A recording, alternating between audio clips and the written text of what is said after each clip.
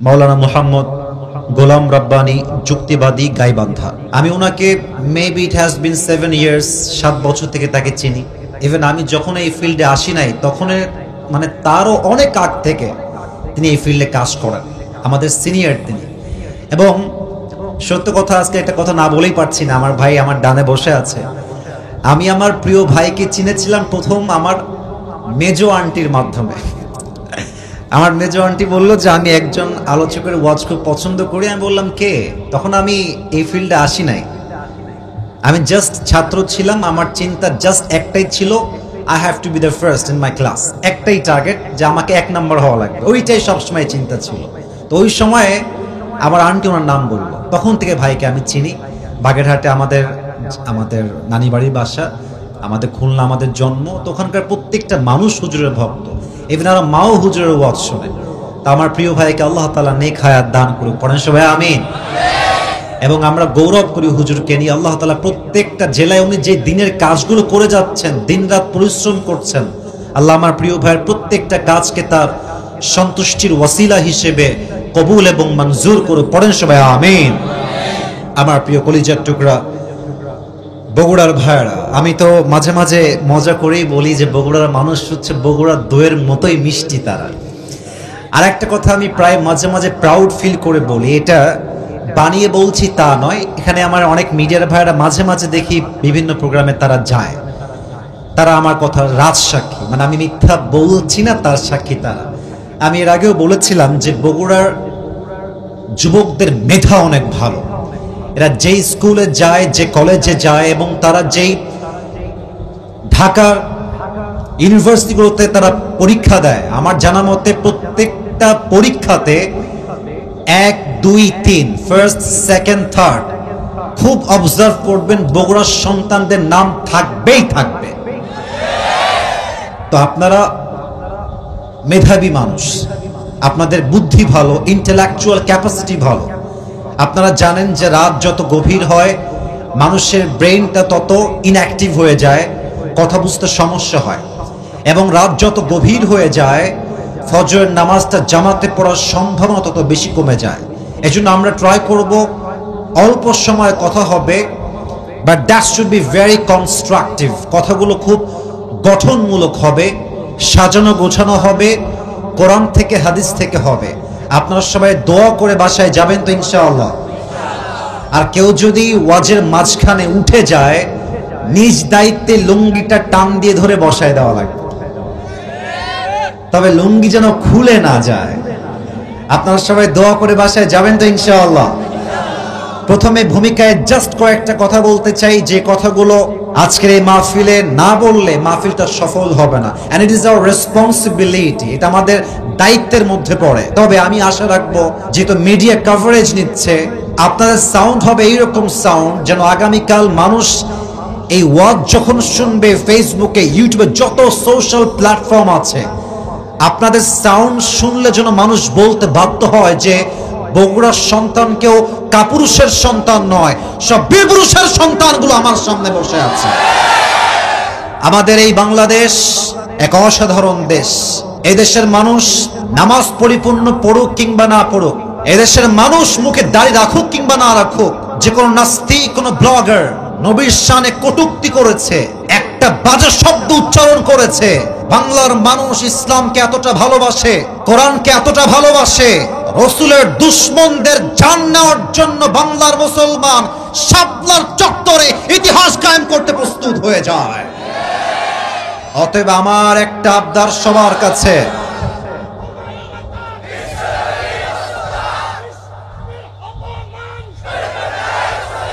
আমার কথা স্পষ্ট ভাষায় বলছি, আগামীকাল থেকে বাংলাদেশের ইতিহাস ভিন্ন হয়ে যাবে।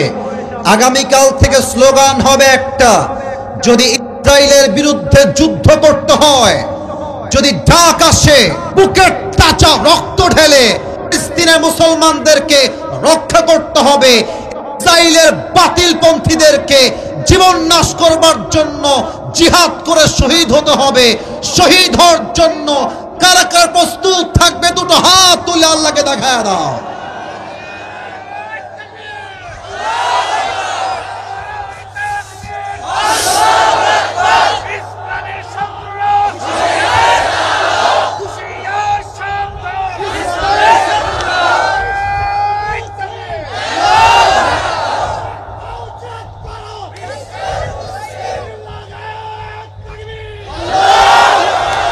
আল্লাহ এই স্লোগানকে কবুল করুন, পড়েন সবাই আমিন। আপনাদের বউ আছে? কার কার একটু হাত তুলেন। বউ আছে? আচ্ছা, বউ আছে আপনাদের, হাত নামা। এবার যারা হতভাগা, কপাল পোড়া সিঙ্গেলরা হাত তোলো সবাই। বউ নাই? আমি বিশ্বাস করি না। আচ্ছা, হাত নামাও। আল্লাহ সিঙ্গেল ভাইদেরকে দিনদার নেককার বউ দিয়ে দিক, পড়েন সবাই আমিন। এই যে সুলপুলরা আমিন কয় না, এরা কেউ বউ পাবে না। আর একবার কোন সবাই মিলে আমিন। আসলে বউ আমরা সবাই পেতে চাই, কিন্তু বউয়ের বাপরা টাকা ছাড়া বউকে হাত ছাড়া করতে চায় না। আপনি বিয়ে করতে গেলেই আগে দেখবে আপনার কাছে সরকারি চাকরি আছে কিনা। আপনি বিয়ে করতে গেলেই দেখবে আপনার টাকা ইনকাম মাসিক কত। আজকালকার বাবারা টাকা দেখলে চরিত্র পরোয়া করে না, বুইড়া টাকলার সঙ্গে মেয়ের বিয়ে দিয়ে দেয়। বগুড়ায় তো কোন বাপ নাই মনে হয়। আরে নাই রে ভাই, থাকলে আল্লাহ হেদায়েত দান করুক, পড়েন সবাই আমিন। আজকে কি মা বোনদের জন্য জায়গা আছে? বামে না ডানে আছে? ডানে আছে। আপনারা একটা বেইনসাফ করেন। আমি সরি, এটা আমি বলতে চাই নাই, বাট বলতেছি। আপনারা পুরুষদের বসার জায়গা খুব কোয়ালিফাইড করেন, বাট নারীদের বসার জায়গা আহামরি কোয়ালিফাইড হয় না, জায়গা পায় না, সুন্দর স্পেস আপনারা করেন না। তো নেক্সট টাইম ট্রাই করবেন মা বোনরা যেন এসে ডিস্টার্ব ফিল না করে, স্পেস পায়। আল্লাহ আমার প্রিয় মা বোনদেরকে ফাতেমা রাদিয়াল্লাহু তাআলা আনহার চরিত্রে চরিত্রবান হওয়ার তৌফিক দান করে, পড়েন সবাই আমিন। আর একটু জোরে, আর একটু জোরে। তিনটা তাকবীর হবে, তাফসীর শুরু হবে। প্রথম তাকবীর দিবেন আমার প্রিয় বিবাহিত ভাইরা। বিবাহিত ভাইরা একটু গলা ঠিক করার জন্য কাশি দেন। মাশাআল্লাহ, আপনাদের গায়ের জোর আজকে ভালো আছে, মাশাআল্লাহ। সিঙ্গেল ভাইরা কিপ কোয়াইট, তোমাদের চান্স এবার নয়, তোমাদের চান্সটা is coming, is coming. Single ভাইরা চুপ থাকবেন, বিবাহিত ভাইরা লেটস মেক নয়েজ, আপনারা তাকবীর দিবেন। সিঙ্গেল ভাইরা চুপচাপ, বিবাহিত ভাইরা গেট রেডি। বিবাহিত ভাইরা লিল্লাহি তাকবীর। আপনারা নাম্বার পেয়েছেন 75। আচ্ছা, now it's time for the single people. এবার সিঙ্গেলের পালা, এটা কাশি দাও। আমার বামে স্যাররা আছেন, আমার প্রিয় সিনিয়র, আমার প্রিয় ভাই গোলাম রাব্বানী হুজুর ডান দিকে আছে। আমি বেইনসাফি করতে পারবো না আজকে, দেখা যাক কারা জিতে। It's time for the single people. Single ভাইরা তাকবীর দিবেন, বিবাহিত ভাইরা পিন পতন নীরবতা চাই, জাস্ট সিঙ্গেলরা তাকবীর দিবেন। লিল্লাহি তাকবীর। বিবাহিত ভাইরা আমাকে মাফ করে দিও, আই এম সো সরি। আজকে আমার সিঙ্গেল ভাইরা 90 নাম্বার পেয়ে পাস করেছে, ঠিক কি না? ওকে, আর কোনো ভাগাভাগি নাই। এবার শেষ তাকবীর সবাই মিলে দিব, বাস তাকবীর শেষ। কোরআন থেকে আমরা আয়াত ভিত্তিক আলোচনা করার বেস্ট লেভেল ট্রাই করব সবাই মিলে, আর কোনো ভাগাভাগি নাই। সবাই একটা তাকবীর দেওয়ার পূর্বে কাশি দিয়ে গলা ঠিক করে নেন। বগুড়ার সুলপুল, বগুড়ার ভাইরা আওয়াজ দিবেন সিংহের মতো গর্জন দিয়ে। মুসলমান একমাত্র আল্লাহকে ছাড়া সেকেন্ড আর কাউকে ভয় পায় না। আমরা দেখেছি আগে বগুড়ার মাহফিলে, আমি নিজেও দেখেছি, ইভেন এটা আমি ফেস করেছি। I am so sorry to mention that point. বগুড়ার মানুষকে আমি বড্ড ভালোবাসি, বাট বগুড়ার সব মানুষ কিন্তু সুবিধার না, কিছু লোক আছে অসুবিধা। তবে বেশিরভাগ অসুবিধার লোক আজকে বাংলাদেশে নেই, দিল্লি পালিয়ে গিয়েছে, মামুর বাড়ি ভারতে পালিয়ে গিয়েছে। এই দেখেন ওয়াজ করতে হুজুর মাহফিলের স্টেজের চেয়ারে বসে, কোনো কথা নাই, বার্তা নাই, পাতি নেতা উঠে তখন বাপের বেটা থাকলে আজকে আসেন। এটা বগুড়ার সুরপুরের মাটি, আপনার পিঠের চামড়া একটাও থাকবে না বগুড়ার। শেষ তাকবীর দিবেন বীর পুরুষের সাউন্ডে, নারে তাকবীর। আল কোরআনের আলো, আল হাদিসের আলো, কোরআন হাদিস যেখানে, আলেম ওলামা যেখানে, বগুড়াবাসী যেখানে, আল্লাহ যেন কবুল করে। আরো জোরে। আজকে আমরা জাস্ট একটা শব্দের তাফসীর শুনবো। বগুড়ার ভাইরা, কয় শব্দের তাফসীর? আওয়াজটা একটু কমে গেল। কয় শব্দের তাফসীর? ওয়ার্ডটা আমি প্রথমে উচ্চারণ করব, and then you have to repeat after me. আমি বলবো and then আপনারা বলবেন। শব্দটা হচ্ছে সবর।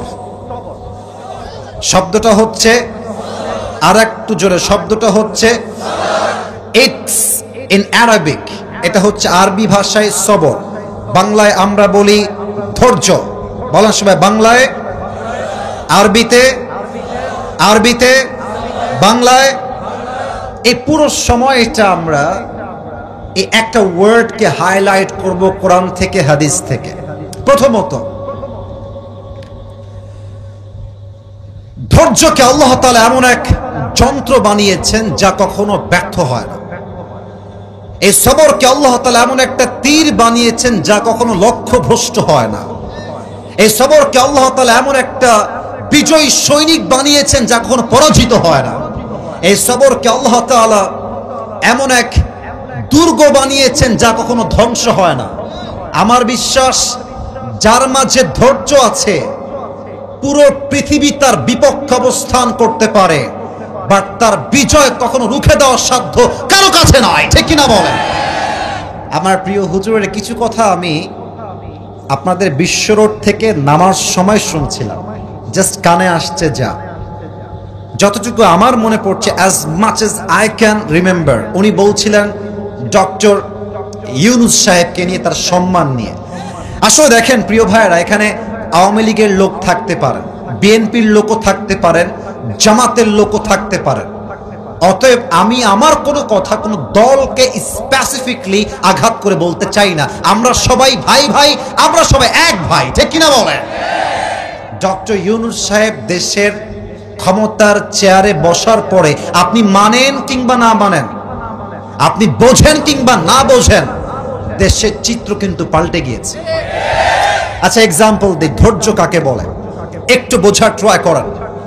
5 আগস্টের সকালবেলা, আপনারা রাগটা করছেন না তো? আর একটু জোরে, রাগটা করছেন না তো? আপনাদের মনে আছে কিনা, বাট আমার স্পষ্ট মনে আছে, 5 আগস্টের সকালবেলা দেশে একটা আতঙ্ক বিরাজ করছে। What's going to happen? কি হতে পারে, কি হতে পারে? হঠাৎ করে নিউজ চলে আসলো, আমাদের জান্নাতি আপা বাংলাদেশে আর নেই, তো উনি চলে গেছেন ভারতে। এটা নিউজে আসলো, বাট এটা আমাদের বিশ্বাসের বাইরে ছিল। এখানে প্রমাণ কি পেলেন? যদি আপনি ধৈর্যের সঙ্গে সামনে এগিয়ে যান, বাতিল মাঠ ছাড়তে বাধ্য হয়ে যাবে। এবার দেখেন 2 নাম্বার কথা, আমি এক্সাম্পলটা জাস্ট মিলাবার ট্রাই করছি, just to make you realize what is the meaning of সবর। আমি আপনাকে বোঝাতে চাই ধৈর্য কাকে বলে। দেখেন, দেশকে আমরা সেকেন্ড টাইম স্বাধীন করলাম বুকের তাজা রক্ত দিয়ে।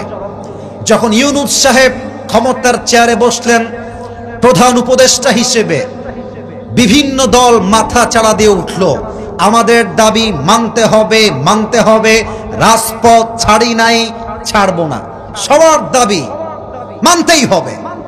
এখন ভাবেন, যদি ডক্টর ইউনুস সেই মুহূর্তে বলতেন এত দাবি, এত চাপ, এত pressure, I can take it any more, এটা আমি আর নিতে পারছি না, I am going to resign, এই ক্ষমতার চেয়ার আমি আজ থেকে ছেড়ে দিলাম, যদি এইটা তিনি বলে ফেলতেন, দেখতেন পথ থেকে, কোনার থেকে, গ্রাম থেকে আবার সেই দলের লোক মাথা চাড়া দিয়ে উঠে যেত। কিন্তু উনি still, he is in his own place, উনি তার নিজের জায়গায় অবিচল ছিলেন, আজও তিনি অবিচল আছেন। অতএব আজকে এই মিডিয়ার মাধ্যমে বগুড়ার এই জমিন থেকে আমরা স্পষ্ট ভাষায় বলছি, আপনি আগামী 5 বছর ক্ষমতায় থেকে দেশটাকে পরিবর্তন করেন। আপনি যতক্ষণ পর্যন্ত সংস্কার না করবেন, এই দেশের মানুষ হয়ে আমরা বলছি, আমরা ভোট চাই না, নির্বাচন আমরা চাই না। আগে এই জাতিকে সংস্কার করতে হবে, তারপরে সুষ্ঠু ইনসাফ ভিত্তিক ভোট বাংলার মধ্যে কায়েম করতে হবে। অতএব যদি ধৈর্য না থাকতো আজকে এই বাংলাদেশ আবার ধ্বংসের মুখে চলে যেত, ঠিক কিনা বলেন? তো ধৈর্য হচ্ছে এমন একটা হাতিয়ার যা কখনো ব্যর্থ হয় না। এবার আসুন আমরা কোরআনে চলে যাই। আল্লাহ তাআলা কি বলছেন? ফার্স্ট অফ অল আমি একটা আয়াত তেলাওয়াত করেছি 2 নাম্বার পারার থেকে। বগুড়ার ভাইয়েরা, আমি কিন্তু আলোচনা গভীরে যাব, but you have to answer me very loudly, যাতে করে আমি তাফসীরটা করতে কমফোর্টেবল ফিল করি, একটু উচ্ছ্বাস ফিল করি। বলেন তো সবাই, কয় নাম্বার পারা? আওয়াজটা 80% আসছে, 20% আসে নাই। কয় নাম্বার পারা? আরেকটা মিল দেখেন, 2 নাম্বার পারা, 2 নাম্বার পৃষ্ঠা। আচ্ছা বলেন, পারা নাম্বার, পৃষ্ঠা নাম্বার সেম সেম। আল্লাহ তাআলা কি বলছে খুব খেয়াল করেন। আল্লাহ রাব্বুল আলামিন বলছেন, ইয়া আইয়ুহাল্লাযীনা আমানু ইসতাঈনু বিস-সাবরি ওয়াস-সালাত ইন্নাল্লাহা মা'আস-সাবিরিন। আল্লাহ বলছেন, বান্দা তুমি যদি আমার সাহায্য পেতে চাও, 2টা জিনিস এক করে আমি আল্লাহর কাছে সাহায্য চাও। 1 নাম্বার হলো নামাজ, 2 নাম্বার হলো ধৈর্য। যেই বান্দা ধৈর্যের সাথে নামাজের সাথে সাহায্য চায়, তাকে গায়েবীভাবে সাহায্যের হাত বাড়িয়ে দেয় একজন। বলেন সবাই, তিনি কে?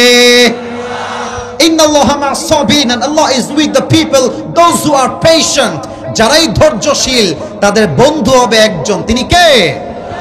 নাম্বার 1 আয়াত। 2 নাম্বার, ইয়া আইয়ুহাল্লাযীনা আমানু ইসবিরু ওয়া সাবিরু ওয়া রাবিতু ওয়াত্তাকুল্লাহা লাআল্লাকুম তুফলিহুন। আল্লাহু আকবার। হে বিশ্বাসী বান্দারা, ধৈর্যশীল হও, ধৈর্য অটল থাকো, এবং মাথায় রেখো যে ধৈর্যশীল হবে তাকে দুনিয়া এবং আখিরাত উভয় জগতে সফলতার মুখ দেখাবে একজন, তিনি কে? এবার আসুন ধৈর্যের বেনিফিট জেনে নেই, তারপরে আমরা হাদিস ভিত্তিক ঘটনায় ঢুকে যাব। ধৈর্য ধরলে লাভ কি হয় জানতে চান? চাই বলেছে মাত্র 3 জন, তাও মুরব্বীরা, যুবকরা বলে নাই। ধৈর্য ধারণ করে লাভ কি হবে আমরা জানতে চাই নাকি চাই না? ইন্নামা ইউফাসাবিরুনা আজরাহুম বিগাইরি হিসাব। যারা ধৈর্যশীল বান্দা হবে আল্লাহ তাদেরকে বিনা হিসাবে জান্নাত দিবে। এবার আমি एग्जांपल দিব হাদিস থেকে, কোরআন থেকে। আমি প্রশ্ন করতে চাই, ইট ডাজন্ট মিন যে আমি বগুড়ার মানুষকে বাধাতে চাই। প্রশ্ন করতে চাই মানে আমি আপনাদের নলেজটাও চেক করতে চাই, পাশাপাশি সবাইকে অ্যাক্টিভ করতে চাই। তবে আশা রাখবো আপনারা কেউ না বুঝে উত্তর দিবেন না, একটু বুঝে শুনে সময় নেন, 2 সেকেন্ড যাক, 3 সেকেন্ড যাক, তারপরে উত্তর দেন। But you have to answer me in a right way, ভুল যেন না হয়। প্রথম প্রশ্ন, একজন নবী যিনি কোথাও আসছে 12 বছর। এই বামের ভাইরা, কি সমস্যা? এদিক তাকাও তো, ওদিক তাকাও তো, একটা টু শব্দ নাই।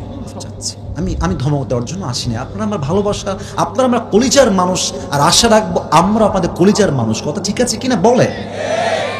কোথাও আসছে 12 বছর, কোথাও আসছে 16 বছর, কোথাও আসছে 18 বছর যাবত তিনি অসুস্থ ছিলেন। বলেন তো সেই নবীর নাম কি ছিল? মাশাআল্লাহ, আপনি right answer first of all তিনি দিয়েছেন। আপনারা বলেন নবীর নাম কি ছিল?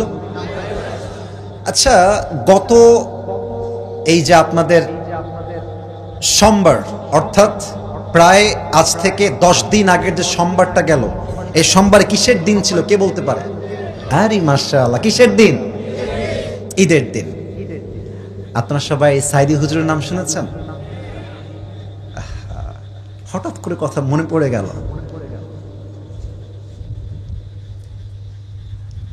আল্লাহ ওনাকে জান্নাতের উঁচু মাকাম নসিব করে, পড়েন সবাই আমিন।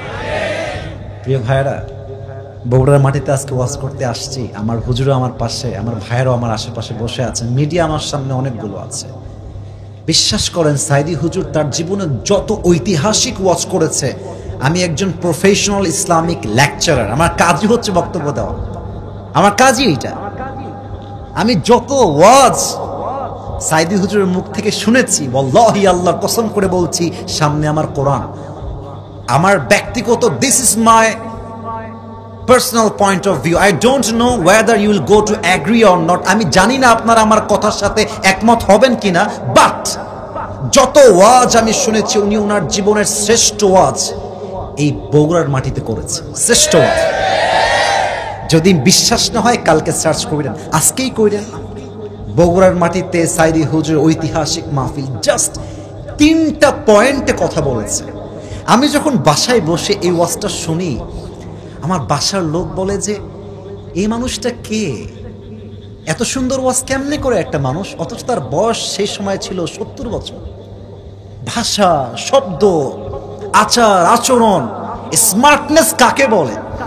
আমরা আজকে 2025-এ আছি, 25 সাল, কিন্তু আপনি যদি সাইদি হুজুরের 2010 সালের ওয়াজ শোনেন, আপনার মনে হবে সেই মানুষটা 10 সালে নয় 2025 সালে বসে বসে ওয়াজ করছে। উনি একটা কথা বলেছিলেন ওনার মাহফিলে যে একজন লোক ঈদের দিন ভিক্ষা করতে বসেছে, তার পাশে আরেকজন লোক ভিক্ষা করতে বসেছে, দুইজনই অন্ধ, দুইজনই অন্ধ, আরেকবার দুইজনই। কিন্তু মানুষ খেয়াল করে দেখছে যে এক অন্ধের প্লেট ফাঁকা, আর এক অন্ধের প্লেটে টাকা ভরপুর ভরপুর। একজন যুবক এসে ভাবছে কি ব্যাপার, দুইজনই অন্ধ, দে আর ব্লাইন্ড, দুইজনই চোখে দেখে না, বাট একজনের প্লেট ফাঁকা, আর একজনের প্লেটে টাকা জায়গা হচ্ছে না, ব্যাপার কি? ওই যুবক খেয়াল করে দেখছে যার প্লেট ফাঁকা সে জাস্ট বলছে আমি অন্ধ, আমাকে টাকা দাও, জাস্ট এতটুকুই কথা। আর যে অন্ধের প্লেটটা ভর্তি সে একটা কথা বারবার রিপিট করছে, আজকে ঈদের দিন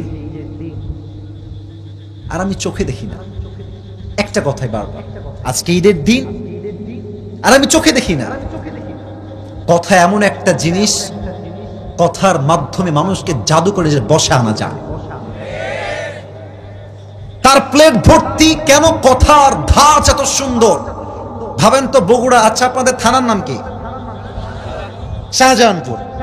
একটু ভাবেন তো যে মাহফিল শেষ করে বাসায় যাচ্ছেন, আমি কিন্তু সবরেই আছি, জাস্ট একটু পরে মিলাই দিব তো সবরে আমি কেমনে আছি, just give me some Times, একটু ব্যাখ্যা করছি, বোঝা ট্রাই করার। এই মেইন রোডে ওঠার পরে একজন ভিক্ষুক আসছে, বলছে ভাই কিছু দেন তো। আপনি বলবেন যান যান যান, আর আমি নিজে ফকির, আপনাকে কি দেব? একটা এক্সাম্পল। আরেকজন আসছে, এসেই 2 চোখের পানি ছেড়ে বলছে ভাই কিছু দেন ভাই, আমার বাচ্চা 3 দিন যাবত না খাওয়া ভাই, আমার ওয়াইফটা প্রেগন্যান্ট ভাই, আমি কেমনে কি করব, আমার কাছে কিছুই না ভাই, প্লিজ কিছু একটা দেন। আপনি যতই ফকির হন, আপনি মানুষের থেকে টাকা ধার করে হলেও দেওয়ার চেষ্টা করবেন। কথার জাদু, বলার মধ্যে সিস্টেম আছে। এবার দেখেন আল্লাহ কি বলছে। আল্লাহ তাআলা বলছেন ওয়াইয়ুবা ইয নাদা রাব্বাহু আন্নী মাসসানিয়াদ দুররু ওয়া আনতা আরহামুর রাহিমিন। আইয়ুব আলাইহিস সালাম এত অসুস্থ, তার হাত পচে গিয়েছে, পা পচে গিয়েছে, হাঁটু পচে গিয়েছে, পচতে পচতে পচতে জিহ্বা পর্যন্ত চলে আসছে। ওই সময় তিনি চাইলে কি বলতে পারতেন, আচ্ছা আল্লাহ তুমি কি আর মানুষ পাও না দুনিয়াতে? আমি একটা নবী, তুমি আমাকে এত কষ্ট কেন দিচ্ছ আল্লাহ, তুমি কেমনে পারো এটা দিতে? উনি চাইলে বলতে পারতেন, চাইলে বলতে পারতেন, কিন্তু উনি কি বলছেন? আল্লাহ ইয নাদা রাব্বাহু আন্নী মাসসানিয়াদ দুররু ওয়া আনতা আরহামুর রাহিমিন। আল্লাহ আমি হলাম ক্ষতিগ্রস্তের শিকার, and you are the most merciful, you are the most gracious, you are the most kindful Lord. ও আল্লাহ তুমি হলো দয়াময় আর আমি আছি বিপদে। তার মানে দয়াময় রবের জন্য এটা দেখা যায় না যে আমার বান্দা বিপদে আছে। আল্লাহ বলছে আইয়ুবের এই দোয়াটা আমার কাছে এত পছন্দ হয়েছে, তার ধৈর্য আমার কাছে এতটা পছন্দ হয়েছে, ফাস্তাজাবনা লাহু ফাকাশাফনা মা বি মিন দুররি ওয়া আতাইনাহু আহলাহু ওয়া মিসলাহুম মাআহুম রাহমাতাম মিন ইনদিনা ওয়া যিকরা লিল আবিদিন। আইয়ুব দোয়া করার সঙ্গে সঙ্গে আমি আল্লাহ তাআলা তাকে পরিপূর্ণ শিফা আজা কামিলা দান করে দিয়েছি। এত আস্তে সুবহানাল্লাহ আশা করি না, জোরে বলেন। একবার সুবহানাল্লাহ বলবেন, জান্নাতে একটা গাছের মালিক হয়ে যাবেন। সুবহানাল্লাহ। একবার সুবহানাল্লাহ পড়বেন, জান্নাতে একটা প্রাসাদের মালিক হয়ে যাবেন। এই যে মালিক হয়ে গেলেন, আরেকবার আরেকটা মালিক, আরেকবার খালি বলবেন সুবহানাল্লাহ, আলহামদুলিল্লাহ, লা ইলাহা ইল্লাল্লাহ, পড়েন সবাই আল্লাহু আকবার। এবার আসুন একটা প্রশ্ন করি সবাইকে, বলেন তো এই এই এই এই এর নাম কি? এই তোর বউ নাই, তুই যাস কোথায় বাবা? এই বাবা, তোর তো বউ নাই, তুমি কই যাও? চল, এই যে যেও না। ও গেল, ওরা ছাড় দিলাম। এবার যদি কেউ যায়, প্যান্ট হোক আর লুঙ্গি হোক, টান দিয়ে ধরে বসায় দেওয়া লাগবে, ঠিক কিনা বলে? আসছে 11টার সময়, টাইম দেওয়া আছে 1 ঘন্টা। নিয়মের বাইরে আমি যাই না, বাট সব জায়গায় নিয়ম দিয়ে নয়, মাঝে মাঝে ভালোবাসা দিয়েও হিসাব করতে হয় বগুড়ার ভাই। খবরদার, কেউ যদি উঠে যায় আমাকে ডাক দিবেন, তাকবীর দেন, লিল্লাহি তাকবীর। বলেন তো আমার নবীর কলিজার টুকরা মেয়ের নাম কি ছিল? আর একটু জোরে, নাম কি ছিল? আরো 3টা প্রশ্ন করব। অ্যাক্টিভ আছেন সবাই? আমার কথা কি বোঝা যায় নাকি যায় না? ফাতেমা রাদিয়াল্লাহু তাআলা আনহার স্বামীর নাম কি ছিল? মাশাআল্লাহ, আলী রাদিয়াল্লাহু তাআলা আনহু। বলেন তো ফাতেমার গর্ভে জাস্ট 2 জন সন্তান এসেছে, 2 জনের নাম হাসান আর। আমার কথা কি ভুল বললাম না ঠিক বললাম? আচ্ছা দেখেন, আপনাদের মাঝে যারা বিয়ে করেছেন, একটা কথা বলে ফেলবো, এটা মাইন্ডে নেবেন না ভাই। যার বউয়ের ডিমান্ড বেশি, একমাত্র সেই বোঝে বউ পোষার যন্ত্রণা কত বেশি। আর আজকাল যত ডিভোর্স হচ্ছে, ডিভোর্সের সংখ্যার মাঝে বেশি ডিভোর্স এই জন্য হচ্ছে, কিছু মেয়েদের ডিমান্ডের কোনো শেষ নাই। বিয়ে করেই পারলো না, আমার স্মার্টফোন চলবে না, আমার লাগবে আইফোন 16 প্রো ম্যাক্স। আমি বিবাহিত মেয়েদের কথা কি বলবো, অনেক বোনেরা আসছেন। I don't consider everyone equally. আমি সবাইকে এক পাল্লায় মাপি না, সব মেয়ে এক পাল্লায় মাপা যায় না। বাট কিছু মেয়ে আছে চরিত্র আর ডিমান্ড এত খারাপ, জাস্ট একটা আইফোন পাওয়ার জন্য কক্সবাজার পর্যন্ত চলে যায় যুবক ভাই। বেশিরভাগ মেয়ের ডিভোর্স হয় জাস্ট তাদের ডিমান্ডের জন্য। এবার দেখেন হাদিস কি বলে, সবর কাকে বলে। ফাতেমা রাদিয়াল্লাহু তাআলা আনহার বিয়ের পরে 2 জন সন্তান হাসান আর হুসাইন হয়ে গিয়েছে।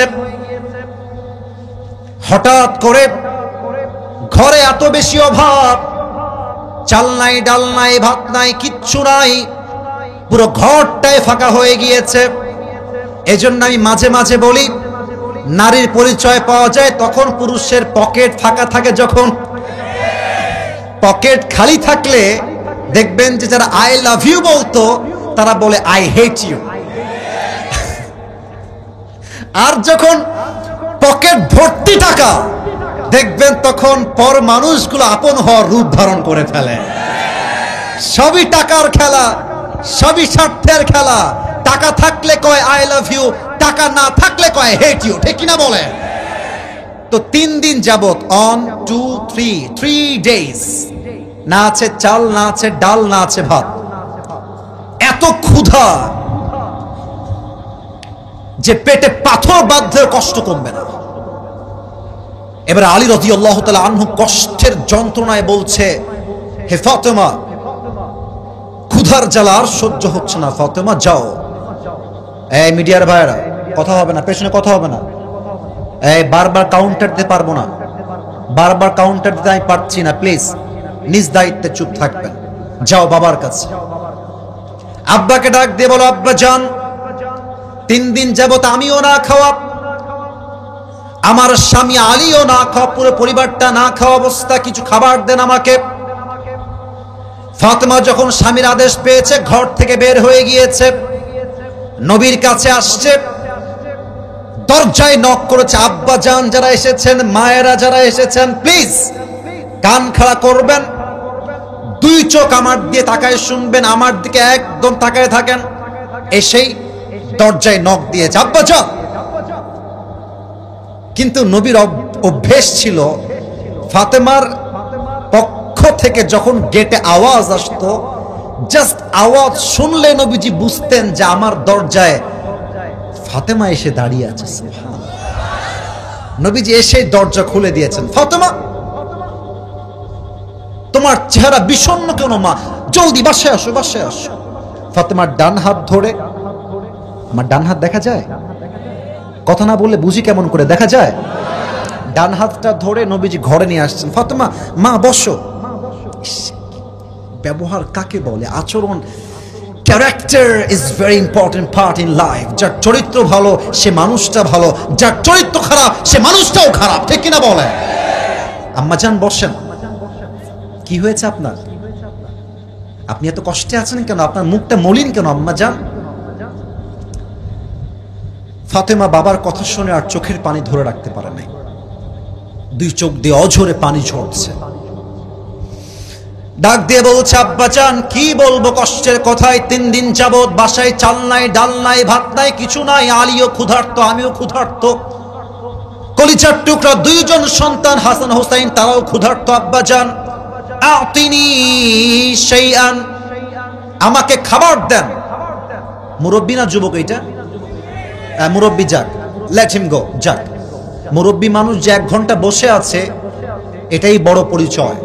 আসলে বগুড়ার মানুষ এত বেশি কোরআনকে ভালোবাসে, বিশ্বাস করেন এখন তো বাজে রাত 12টা, আমার মনে হয় ভোর রাত পর্যন্ত যদি ওয়াজ হয়, প্রত্যেকটা যুবক মুরব্বী ওয়াজ শুনে দোয়া করে ফজরের নামাজটা জামাতে পড়ে বাসায় গিয়ে ঘুমিয়ে যাবে। This is the people of Bogura. এটাই বগুড়ার মানুষ। তো 1-2 জন ওয়াশরুমে যাওয়ার জন্য উঠতে পারে, that's not a big deal. But আমার বিশ্বাস, আমি আসিফ হুজুর যতক্ষণ পর্যন্ত দোয়া না করব, একটা যুবক, একটা মুরব্বী এই মাঠ ছাড়তে পারবে না, ঠিক কিনা বলে? তো বলছে খাবার দরকার। আচ্ছা, এবার নবীজি ভাবছেন এই তো আমার মেয়ের ধৈর্যের পরীক্ষা নেওয়া লাগবে, কেমন তার ধৈর্য। আচ্ছা মা, নো প্রবলেম, নো প্রবলেম, তোমাকে আমি খাবার দিতে প্রস্তুত আছি। বাট আম্মা জান, তোমাকে আমি 2টা শর্ত দিব। এক হচ্ছে 5টা বকরি, আর এক হচ্ছে 5 শব্দের দোয়া। Which option you want to select? তুমি কোনটা নিতে চাও আমাকে বলো। ফাতেমা বুঝে গিয়েছে আমার আব্বা আমার ধৈর্যের পরীক্ষা নিচ্ছে। 3 দিন যাবত না খাওয়া, কিন্তু বলছে আব্বা জান, আপনি যদি আমাকে 5 শব্দের দোয়া শিখায় দেন, আমার খাবারের প্রয়োজন নেই, 5টা শব্দের দোয়া শিখলেই আমি ফাতেমা খুশি হয়ে যাব। সুবহানাল্লাহ পড়বেন না? সবাইকে শিখাই দিয়ে যায়, যদিও বা এখানেই মুখস্থ করা সম্ভব নয়, but media is here, camera record হচ্ছে, আগামীকাল আপলোড হয়ে যাবে। এই 5 শব্দের দোয়া সবাই মুখস্থ করবেন। Just repeat after me. আমি বলবো, আশা রাখবো বগুড়ার সন্তান বীর পুরুষের সাউন্ডে আমাকে দোয়াগুলো শোনাবে। বলেন সবাই, ইয়া আউয়ালাল আউয়ালিন। আমার ভাই এত বড় একজন আলোচক হয়ে ভাই আমার সঙ্গে দোয়া পাঠ করতেছে, এটাই হচ্ছে আন্তরিকতা, এটাই হচ্ছে একে অপরের প্রতি শ্রদ্ধা, ভালোবাসা। আমার মনে হয় যদি আলোচকদের মাঝে, আলেমদের মাঝে ভালোবাসা তৈরি হয়ে যায়, ঐক্যতা তৈরি হয়ে যায়, আমার বিশ্বাস আগামী বাংলাদেশ হবে ইসলামের বাংলাদেশ। বগুড়ার ভাইরা বলেন সবাই, ইয়া আউয়ালাল আউয়ালিন, ইয়া আখিরাল আখিরিন, ইয়া যাল কুওয়াতিল মাতিন। শেষ শব্দের 2টা দোয়া খুবই সহজ। So you have to answer me very loudly, আস্তে নয়, জোরে বলবেন। সবাই বলেন, ইয়া রাহিমাল মাসাকিন। শেষ শব্দের দোয়া আরো বেশি সহজ, বলেন সবাই, ইয়া আরহামার রাহিমিন। আল্লাহর হাবিব বলেন, এই 5 শব্দের দোয়া অভাবে যেই বান্দা পাঠ করবে, বাসায় চাল নাই, ডাল নাই, ব্যবসায় বরকত নাই, পকেট ফাঁকা, বাড়ির ব্যাংক ব্যালেন্স ফাঁকা, কোথাও কিছু নাই, অভাব আর অভাব, চাকরি নাই, ব্যবসা নাই, কিছুই নাই, এই 5 শব্দের দোয়া যেই বান্দা পাঠ করবে, সঙ্গে সঙ্গে আল্লাহ রাব্বুল আলামিন তার জীবনের সমস্ত অভাবকে তার গায়েবী খাজানার থেকে দূর করে দিবেন। কোন সবাই সুবহানাল্লাহ। এবার ফাতেমা ডাক দিয়ে বলছে, আব্বা জান, তাহলে আমি ফিরে যাই বাসায়। বাসায় অনেক কাজ রয়েছে। আল্লাহর হাবিব ডাক দিয়ে বলছেন, যাও বাসায় ফিরে যাও। ওইদিকে আলী রাদিয়াল্লাহু তাআলা আনহু অপেক্ষায় বসে আছেন, ফাতেমা কখন আসবে খাবার নিয়ে, আমি খাবো, আমার দুই কলিজার টুকরার সন্তান হাসান আর হুসাইন তারাও খাবে। হঠাৎ করে আলীর যখন চোখ পড়েছে, দেখছে ফাতেমা হেঁটে হেঁটে আসছে দূর থেকে। ফাতেমার ডান হাতও খালি, বাম হাতও খালি, হাতে কোনো খাবার নাই। আলী রাদিয়াল্লাহু তাআলা আনহু দূর থেকে বলছে, ইয়া ফাতেমা আইনা তুআম, আইনা তুআম, আইনা তুআম। ও ফাতেমা, খাবার কোথায়? আমিও ক্ষুধার্ত, হাসান ক্ষুধার্ত, হুসাইনও ক্ষুধার্ত, খাবার কোথায়? তোমার হাত তো খালি। ফাতেমা ডাক দিয়ে বলছে, আমার হাত খালি না, আমার হাত ভর্তি আছে। কেমনে? ফাতেমা ডাক দিয়ে বলছে, আলী, যাহাবতু লিদ-দুনিয়া ওয়া জিতু বিল আখিরাহ। আমি আল্লাহর হাবিবের কাছে দুনিয়া চাওয়ার জন্য গিয়েছিলাম, কিন্তু আল্লাহর হাবিব আমার দুই হাত ভরে পরকাল দিয়ে আখিরাত দিয়ে ফেরত পাঠিয়ে দিয়েছে। কোন সবাই সুবহানাল্লাহ। আমি আখিরাত দিয়ে ফেরত আসছি, তোমার কোনটা লাগবে আমাকে বলো। বলছে, আমার কিছুই লাগবে না, আমি নিজেই যাব নবীর কাছে খাবার চাওয়ার জন্য। বলেন তো, নবী আলীর সম্পর্কে কি লাগে কে বলতে পারে? আরে শ্বশুর লাগে। কি লাগে? আর আলী নবীর কি লাগে? জামাই। তাহলে সম্পর্ক হচ্ছে জামাই শ্বশুরের। আলী আসছে, ইয়া রাসূলুল্লাহ, ইয়া হাবিবাল্লাহ, আতিনি শাইআন, কিছু খাবার দেন। বাসায় চাল নাই, ডাল নাই, ভাত নাই, কিছু নাই, খাবার দেন। আল্লাহর হাবিব বুঝে গিয়েছে আমার জামাই খুব কষ্টে আছে, না হয়তো জামাই আমার কাছে কখনো আসতো না। বাট বাংলাদেশ ভিন্ন। বাংলাদেশে বেশিরভাগ জামাইয়ের লজ্জা নাই। অনেক জামাইরা ডিমান্ড করে কেমনে? একটা এসি লাগবে। আচ্ছা, এসি দিলে কি হবে? এসির বাতাস তো আপনার মেয়েই খাবে। বলেন বলেন বলেন বলেন বলেন। বলবে যে একটা বাইক লাগবে। তো বাইক লাগবে কেন? জামাই যে আপনার মেয়ে বাহিরে ঘুরবে, আমি যে ঘুরাবো, বাইক লাগবে, তো আপনার মেয়েই তো ঘুরবে। কথা ঠিক আছে কিনা বলেন? এটা হচ্ছে ভিক্ষা করা একটা ডিজিটাল সিস্টেম যুবক ভাইরা, ঠিক কিনা? আমার মনে হয় জামাই হিসেবে আপনার শ্বশুর বাড়িতে বছরে একবার থেকে দুইবার যাবেন, আপনার মান থাকবে ভালো। আর জামাইরা সপ্তাহ পার না হতে শ্বশুর বাড়িতে হাজির হয়ে যায়, এটা ব্যক্তিত্বের পরিচয়, এটা ব্যক্তিত্বের পরিচয় হতে পারে না, ঠিক কিনা বলেন? নবীজি বুঝে গিয়েছেন জামাই আমার বড্ড বাধ্য হয়ে এসেছে, অবস্থা খুবই খারাপ। নবীজি দেখেন কতটা ইন্টেলেকচুয়াল মেধা বিলং করেন। নবীজি বলছে, আলী, নো প্রবলেম, খাবার দিতে আমি রাজি আছি, বাট অপশন দুইটা। আগে বলেছিল কয়টা বকরি, মনে আছে? আরে কথা কোন, কয়টা? এবার বলছে ৫,০০০। তোমাকে ৫,০০০ বকরি দিব আর ৫ শব্দের দোয়া শিখায় দিব। হে আমার জামাই আলী, তুমি কোনটা চাও? জামাই বুঝে গিয়েছে শ্বশুর আমাকে পরীক্ষা করছে, সবরের পরীক্ষা। বলছে, হে আল্লাহর রাসূল, আই গট দ্য পয়েন্ট, আমি বুঝে গেছি আপনি কি চাচ্ছেন। আচ্ছা আল্লাহর রাসূল, আমি মন থেকেই বলছি আমার বকরির কোনো প্রয়োজন নেই, যদি আপনি আমাকে ৫ শব্দের দোয়া শিখায় দেন তাতেই খুশি। সুবহানাল্লাহ পড়েন আপনার, আরেকবার পড়েন। শিখাই দিলেন। বাসায় ফিরে আসছে, ফাতেমা বলছে, কি খবর? কে? তোমার হাত খালি কেন? খুব তো আমাকে বকা দিলা, এবার তোমার হাত খালি কেন? আলী বলছে, ফাতেমা, আজকে যেই কৌশল শিখে আসছি, যা শিখে আসছি নবীর কাছ থেকে, ইনশাআল্লাহ আগামী 3 দিনের মাঝে অভাব আর থাকবে না। ও তাই নাকি? কি শিখেছো? ৫ শব্দের দোয়া। আরে আমিও তাই শিখি, চলো আমরা আমল করা ট্রাই করি। দুইজন মিলে আমল করা ট্রাই করেছে, 3 দিন নয়, 1 দিনের মধ্যে আল্লাহ তাআলা সমস্ত অভাবকে দূর করে দিয়েছে। সুবহানাল্লাহ। এখন যদি এই যে মায়েরা মনে ডানে আছে, তাই না? এই যে বিশেষ করে যাদের বয়স 18, 19, 20, 21, 22, 23, 24, 25 অথবা 30-এর কাছাকাছি, বেশিরভাগ মেয়েরা, আব্বাজান আমার কথা রাগ করবেন না আব্বা, আমি আপনাদের পক্ষের কথাই বলতেছি, স্বামীর অবস্থান খারাপ হয়ে গেলে বউয়ের আচরণটা চেঞ্জ হয়ে যায়। ইভেন আমি খুব খেয়াল করে দেখেছি, বিপদের সময় বেশির চেয়ে বেশি বাপ মাকে পাওয়া যায়, আর কাউকে হারিকেন দিয়ে খুঁজে পাওয়া যায় না। আম্মা জান, আপনার স্বামীর পকেট আজকে খালি আছে, এটা তো কালকে ভরপুর হতে পারে। কিন্তু আপনি যদি খারাপ অবস্থায় রূপ পাল্টায় ফেলেন, সামনে কিন্তু নোট ডাউন করে ফেলবে, বাবু তাই না? আজকে তুমি আমাকে অবজ্ঞা করছো, অবহেলা করছো। মেরে দোস্ত, ওয়াক্ত हमेशा एक नहीं होता, वक्त बदलता है, लेकिन बुरे वक्त में जो अपने साथ खड़ा होता है वही हमारे अपने होते हैं। আরে ভালো সময় যে আমার সঙ্গে থাকবে, it's not a big deal. আমি একটা কথা কয়েকদিন আগে বলেছিলাম, যদি হীরার মানকে জাস্টিফাই করতে চাও তবে অন্ধকারে কইরো, কারণ রোদের মধ্যে তো আয়নাটাও চকচক চকচক করে।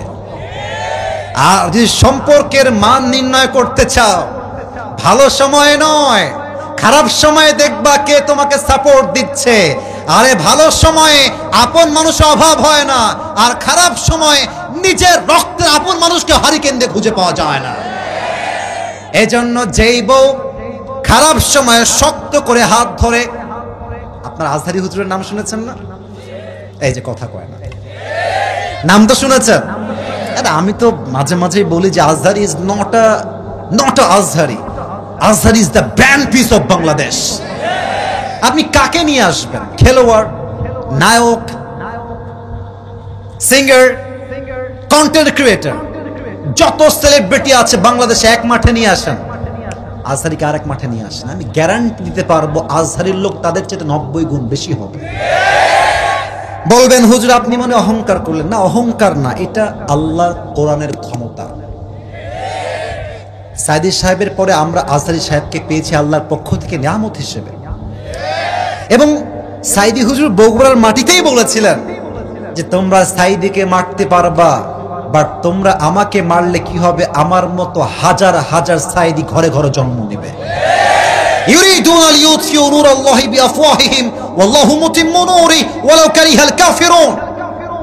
বাতিলরা চায় মুখের ফু দিয়ে ইসলামের বাতিকে নিভিয়ে দিবে, বাট আল্লাহ বলছে until the day of judgement, কিয়ামত পর্যন্ত ইসলামের আলো ছিল, আছে, থাকবে।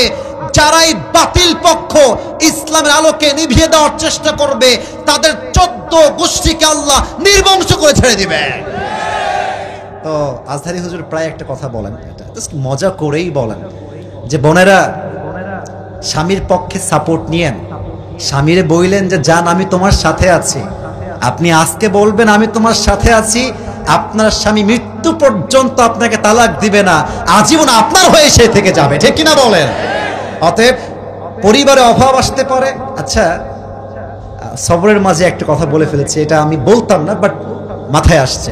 আমার মনে হয় আমার সামনে যতগুলো মানুষ বসে আছে, আমার হুজুর সহ, আমার এই যে আব্বাজান, আমার সিনিয়র মানুষ যারা আছে তারা সবাই সহ, মিডিয়ার ভাইয়েরা সহ, মায়েরা বোনরা সহ, আমার বিশ্বাস যত অডিয়েন্স আজকের মাহফিলে এসেছে, আমার মনে হয় 99% আমরা সবাই মধ্যবিত্ত পরিবারের সন্তান। আপনারা কি আমাকে আগের থেকে চিনেন না আজকে প্রথম দেখলেন? আগের থেকে তো আমার ওয়াজ শুনেন নাকি? আপনারা হয়তো আমার ওয়াজ শুনলে জানেন যে আমি আমার একটা ওয়াজে বলেছিলাম যে মধ্যবিত্ত পরিবারের সন্তান মানেই হচ্ছে একটা ব্র্যান্ড। কেন ব্র্যান্ড? আমাকে সাইকেল দিবেন চলবে, বাইক দিবেন চলবে, আমাকে আপনি কার্ড দিবেন চলবে, বলবেন কিছুই দিব না, হেঁটে হেঁটে আসতে হবে, তাও আমার চলবে। আপনি ভাত দিবেন, ডাল দিবেন চলবে, ভাত দিবেন, ভর্তা দিবেন চলবে, ভাত দিবেন, গোস্ত দিবেন চলবে, ভাত দিবেন, কিছুই দিবেন না, এক গ্লাস পানি দিবেন আর জাস্ট একটা মরিচ দিবেন, পান্তা ভাত হলেও আমার চলবে। আমি মধ্যবিত্ত পরিবারের সন্তান, আমি বড়লোক ঘরে খেয়ে পড়ে বড় হওয়া ব্রয়লার মুরগি না। আমি চাইলে আরামও করতে পারি, আবার আমি চাইলে কঠোর পরিশ্রম করে সফল হতে পারি, ঠিক কিনা বলেন? অতএব আমার কথা একটা, পরিবারে অভাব আসতে পারে, কষ্ট আসতে পারে, বাট হাল ছাড়লে হবে না। ধৈর্য ধরে সামনে এগিয়ে যাও, আজকের জিরো পরিবার কালকে হিরো হয়ে যাবে, ঠিক কিনা বলেন? আপনারা রাত 12টা বেজে পার রাগ করছেন, ওয়াজ শেষ করতে হবে। আমার দায়িত্ব কিন্তু শেষ। তবে আমি বিশ্বাস রাখি যদি ওয়াজ 1 ঘন্টা তো হয়ে গেছে, আরো বেশি হয়, আপনারা থাকবেন। একটু হাত তোলেন তো দেখি সবাই। ইনশাআল্লাহ না, আমি যা বলতে বলি আপনারা বলেন। সবাই একটা কাশি দেন দেখি। আপনাকে আল্লাহ দেখছেন, আমাকে ওয়াদা করতে হবে। বলেন সবাই হুজুর। এই মাঝে কে যায় রে বাবা, তোর বিয়ে হবে না রে বাবা? এই যে জুব্বা মন হয়ে পড়ে আছে, এ হুজুর না মুরব্বি, প্লিজ কেউ যাবেন না, একটু কাশি দেন সবাই। আমাকে ওয়াদা করবেন সবাই। বলেন সবাই হুজুর। और भी जोर से হুজুর। আমরা আর একটু জোরে, আমরা বগুড়া সুলপুর আপনাক ওয়াদা দিলাম, আজ দোয়া না করে আমরা কেউ বাসায় ফিরে যাব না। এই যে হাত দেখেন, যাব না। বলেন সবাই ইনশাআল্লাহ। এখন যদি কেউ দোয়া না করে উঠে যায়, লা ঈমান আলাহ লিমান লা আমান আলাহ। যার কথা ঠিক নাই তার ঈমানের ঠিক নাই, ঠিক কিনা বলেন? অতএব মেহেরবানি করে কেউ যাবে না। তাকবীর দেন, লিল্লাহি তাকবীর।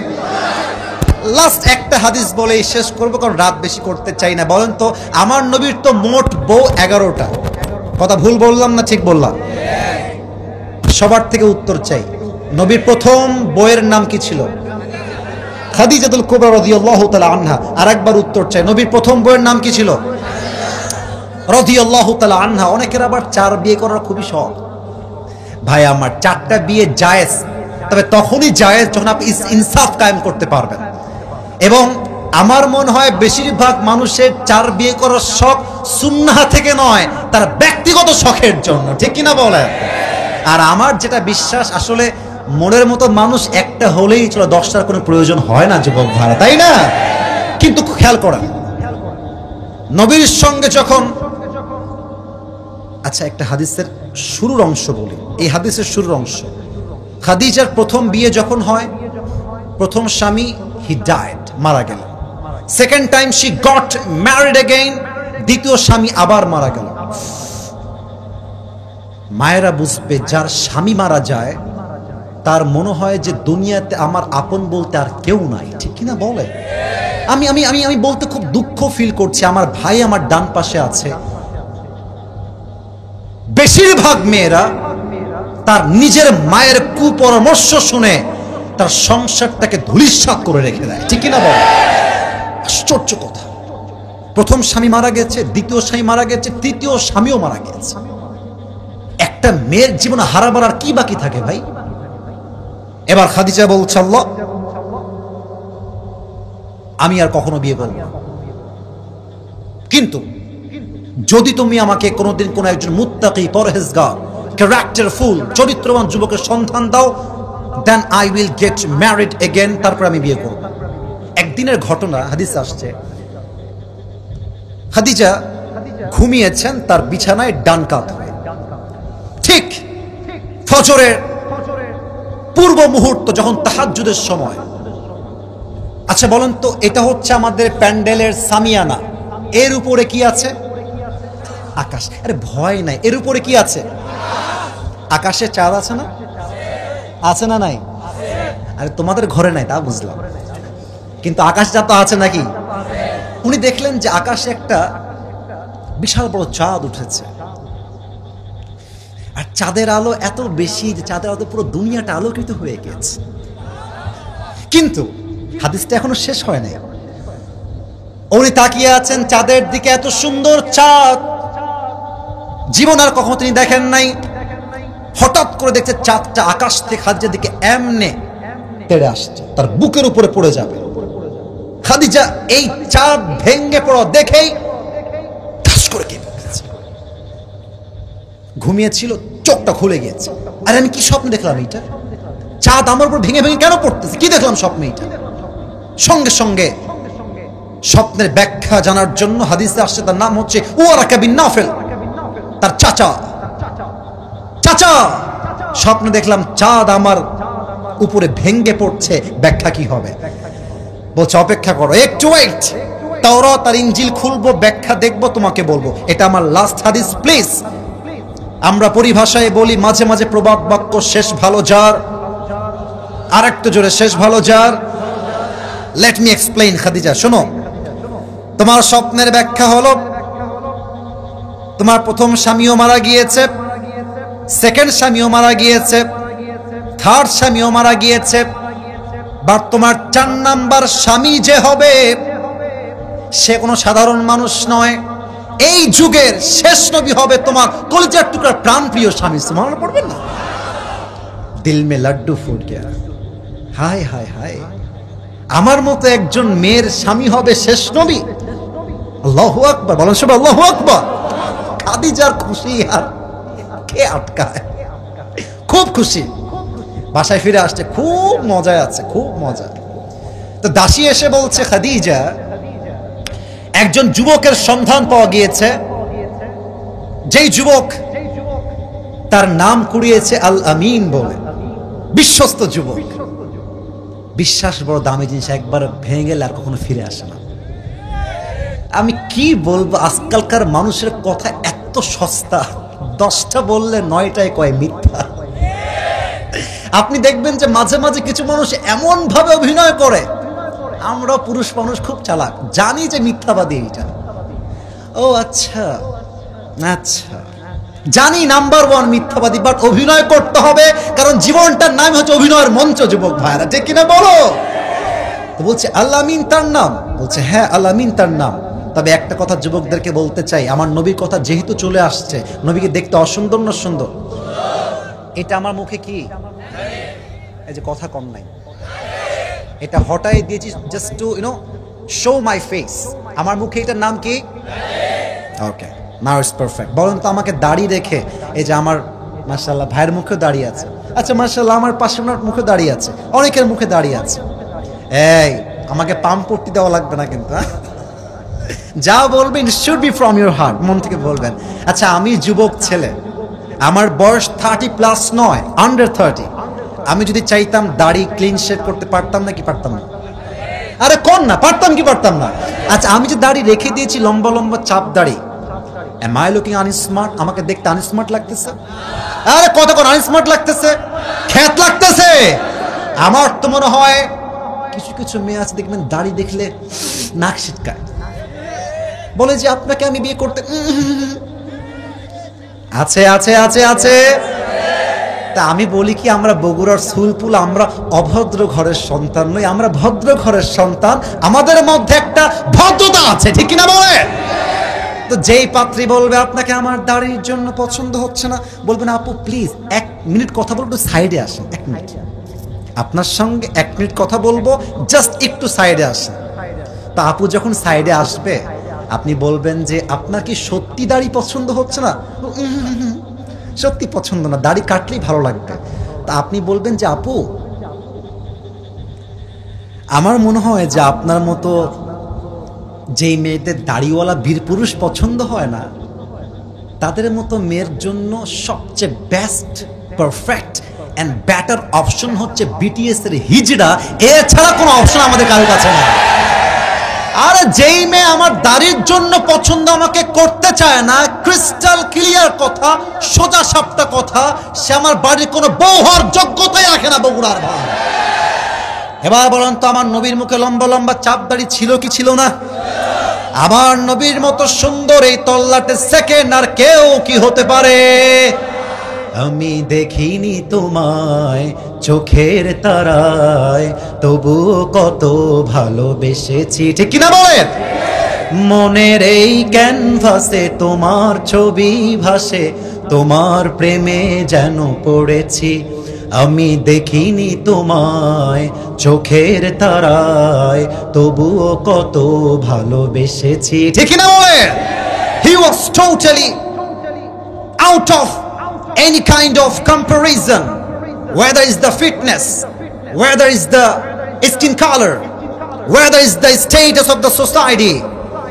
My beloved last messenger Muhammad sallallahu alaihi wasallam is totally out of any kind of comparison. আমার নবীর তুলনা পৃথিবীর কেউ হতে পারে না, আমার নবীর তুলনা আমার নবী নিজেই হতে পারে, ঠিক কিনা বলে?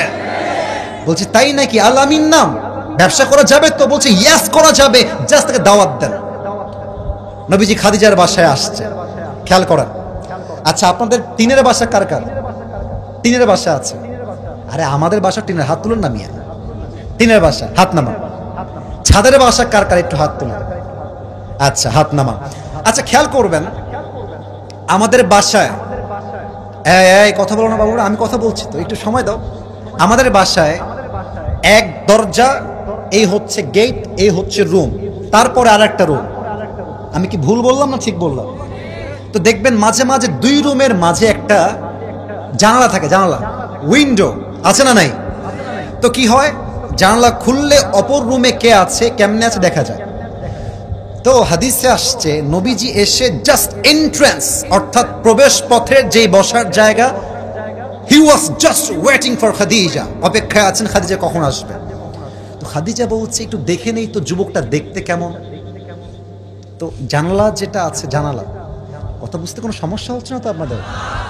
জানালা খুলেছেন,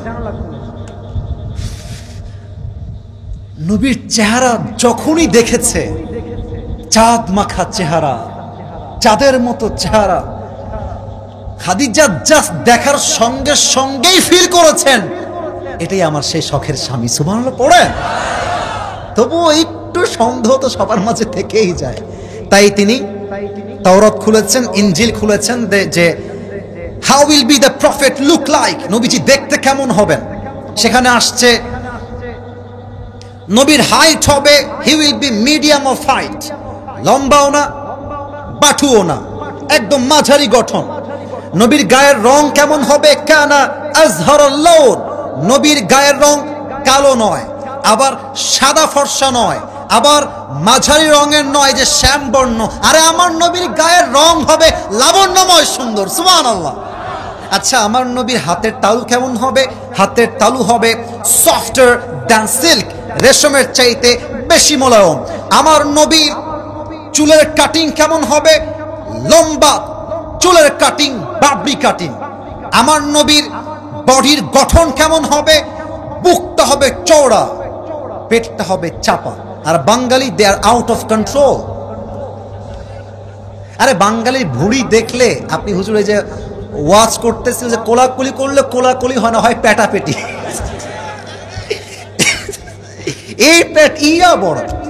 আরেকটা কথা বলবো, আপনার বগুড়ায় হয়তো বা দেখবেন কিছু কিছু মোটকা ভ্যানে উঠলে মনে হয় এই যে ইন্না লিল্লাহ, এমন মোটার মোটা।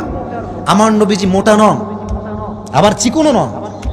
আমার নবীর গঠন দেখলেই মনে হবে একজন বীর পুরুষ বসে আছে। আল্লাহু আকবার। আরে যা যা পড়ে, যা যা দেখে, কাটায় কাটায়, বাক্যে বাক্যে নবীর সঙ্গে মিলে যায়। And now she is confirmed that he is the last messenger. বুঝে গেছে এটাই শেষ নবী। কিন্তু এটা শুধুমাত্র যুবকরা বুঝবা আর মেয়েরা বুঝবে। আমাদের যুবকদের মাঝে লজ্জা একটু কম। রাস্তায় মেয়ে পছন্দ হয়ে গেছে, বাপের নাম্বার হবে? আচ্ছা, আপনার নাম্বারটা হবে? আচ্ছা, নাম্বার না দিলে ফেসবুকটা, আইডির নামটা বলা যাবে? লজ্জা কম আমাদের মাঝে। কিন্তু মেয়েদের মাঝে লজ্জা অনেক বেশি। আমরা যতটা সহজে প্রপোজ করতে পারি, এটা আমি বানিয়ে বলছি, এটা বাস্তবতা। যত সহজে আমরা প্রস্তাব করতে পারি, তত সহজে মেয়েরা প্রস্তাব করতে পারে না, ঠিক কিনা বলেন? খাদিজা চিন্তায় পড়ে গিয়েছে, প্রস্তাবটা আমি দিব কেমনে? আসছে ব্যবসা করতে। এখন তার একজন বান্দি ছিল, দাসী, তাকে ডাকছে। সে একটু এক্সপিরিয়েন্স, তার একটু অভিজ্ঞতা অনেক, তার বয়স বেশি তো অভিজ্ঞতা বেশি। বলছে আমার তো তাকে পছন্দ, আমি তাকে বিয়ে করতে চাই, তা আমার আপনার হেল্প প্রয়োজন, যা লাগবে, আপনি যা খেতে চান সব দিব। তো সেই মহিলা চালাক, বলছে খাদিজা একটু থামেন, এত বেশি তাড়াহুড়ো করলে হিতে বিপরীত হতে পারে। আসছে ব্যবসা করতে, আগে দেন মূল সম্পদ, ব্যবসা করে ফিরে আসুক, তারপর দেখা যাবে। ব্যবসা করতে যেই সম্পদ নিয়ে গেছে, আমার নবী এতটা ট্রাস্টেড, এতটা বিশ্বস্ত, ওই সম্পদকে আরো কয়েক ডবল গুণ লাভ করে খাদিজার কাছে ফিরাই দিয়েছে। সুবহানাল্লাহ পড়বেন না? এখন প্রস্তাব কেমনে দিবে? তো দাসী বলছে আপনি একটু থামেন, বাসায় যাক, আগামীকাল আমি যাব প্রস্তাব নিয়ে। হ্যাঁ যুবক ভাইয়ের আব্বা যান, কান খাড়া করবেন। একদিন পর খাদিজার দাসী নবীর ঘরে আসছে প্রস্তাব নিয়ে খাদিজার পক্ষে। এসে কিন্তু সব কথা বলে নাই। আসসালামু আলাইকুম, কেমন আছেন? ঠিকঠাক আছে সব? ওকে, সব পারফেক্ট। হঠাৎ আপনি আসলেন যে কি ব্যাপার? এমনি আসছি, ওরকম কোনো কাজ নাই। আচ্ছা মোহাম্মদ, তোমাকে একটা প্রশ্ন করবো, রাগ করবো না তো? বলছে বলেন কি প্রশ্ন। আচ্ছা তোমার তো মাশাআল্লাহ বয়স হচ্ছে 25 ইয়ার্স ওল্ড, 25 বছর, but why don't you get married? তুমি বিয়ে করো না কেন বাবা, কি সমস্যা? ওই সমস্যা তোমারও, ওই সমস্যা আমাদের সবার। আমি তো বিয়ে করতে চাই, বাট পকেটটা হচ্ছে ফাঁকা।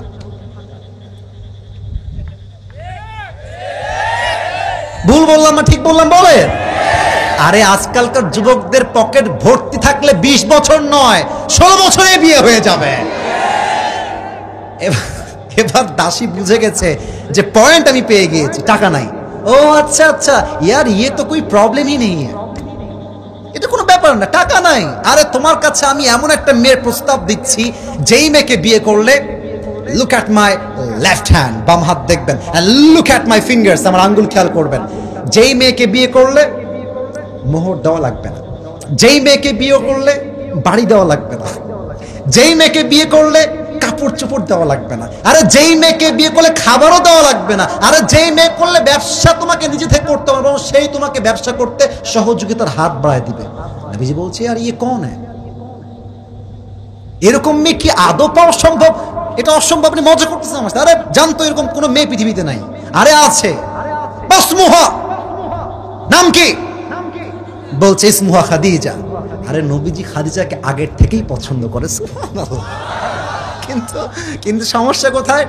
বাস্তবতা হচ্ছে এইরকম যে বড়লোক ঘরের ছেলে গরিব ঘরের মেয়েকে বিয়ে করে, বাট বড়লোক ঘরের মেয়ে কিন্তু গরিব ঘরের ছেলেকে বিয়ে করতে চায় না।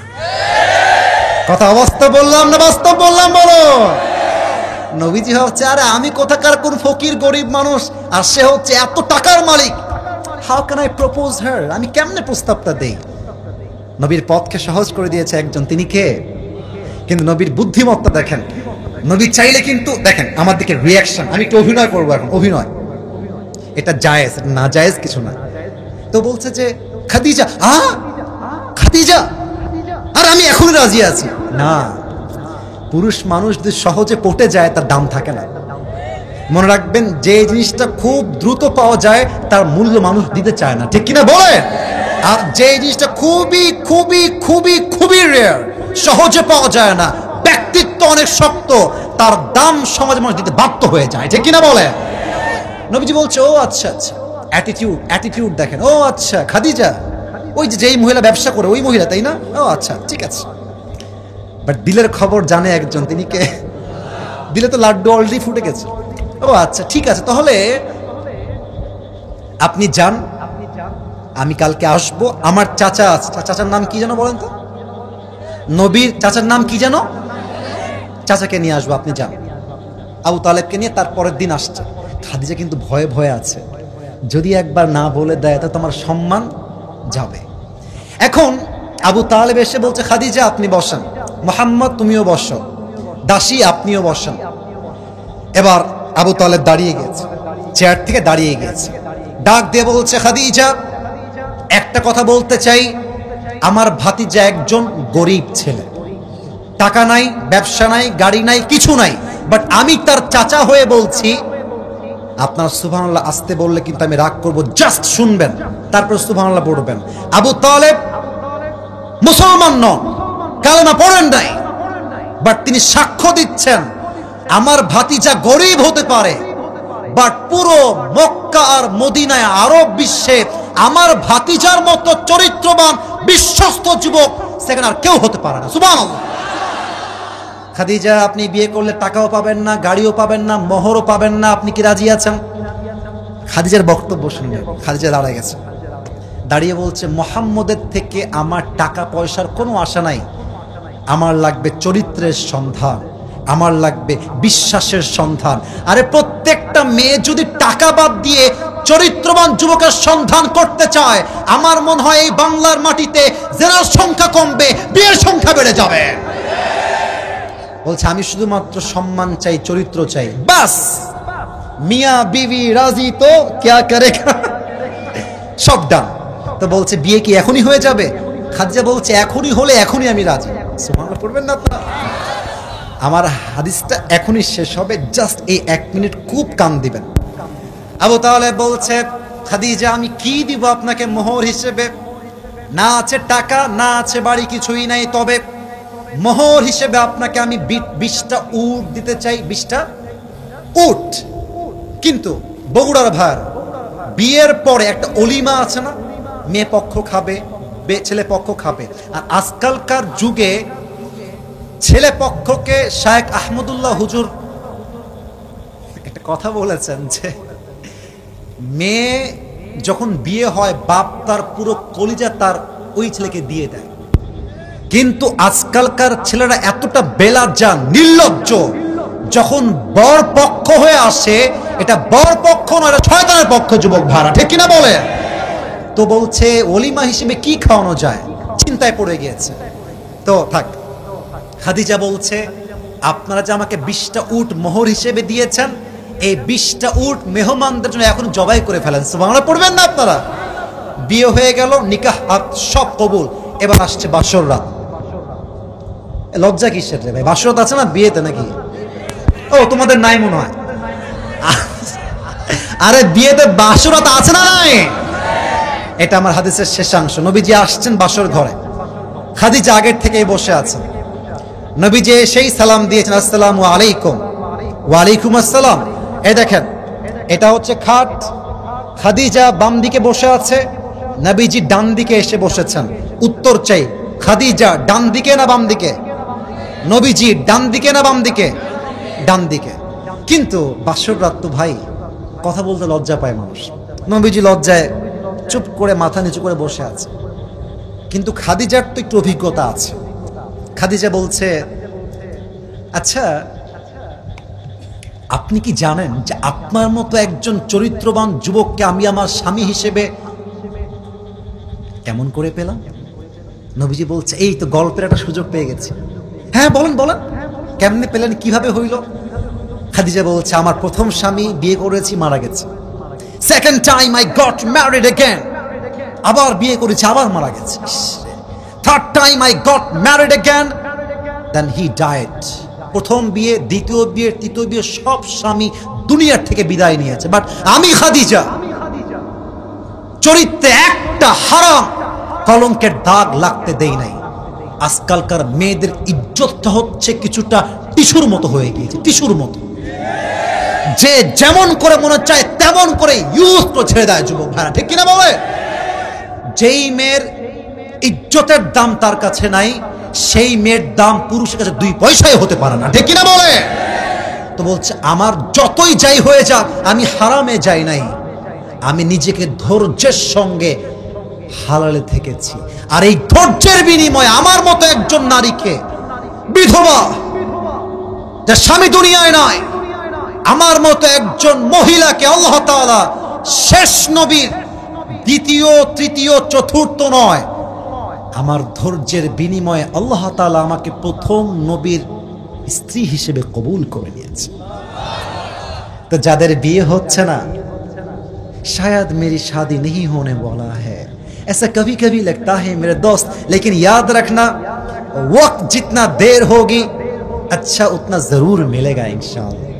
अरे যত অপেক্ষা করবা, বলো না সবর का फल हमेशा मीवा होता है, আর ধৈর্যের ফল অলওয়েজ মিষ্টি হয়। হারামে যেও না, একা থাকো, হারালে থাকো, আর আল্লাহ তোমার জন্য খাদিজার মতো চরিত্রবান মেয়ের সন্ধান দিয়ে দিবে, ঠিক কিনা বলেন?